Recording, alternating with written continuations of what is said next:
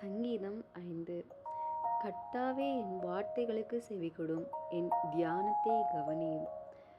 நான் உம்மிடத்தில் விண்ணப்பம் பண்ணுவேன். என் ராஜாவே, என் தேவனே, என் வேண்டுதலின் சத்தத்தை கேட்டருளும். கர்த்தாவே, காலையிலே என் சத்தத்தை கேட்டருளுவீர். காலையிலே உமக்கு நேரே வந்து ஆயத்தமாகி காத்திருப்பேன். நீர் துன்மார்க்கத்தில் பிரியப்படுகிற தேவன் அல்ல.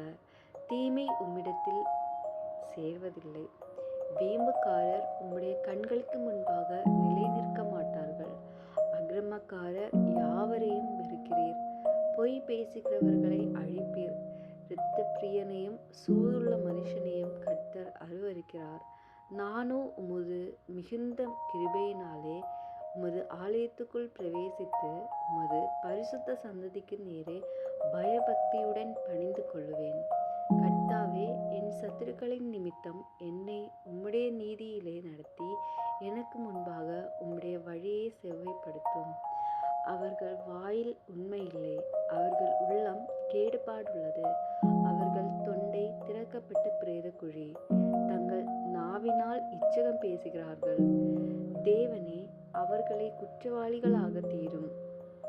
அவர்கள் தங்கள் ஆலோசனைகளிலேயே விழும்படி செய்யும். அவர்கள் துரோகங்களினுடைய திரட்சியின் நிமித்தம் அவர்களை தள்ளிவிடும்.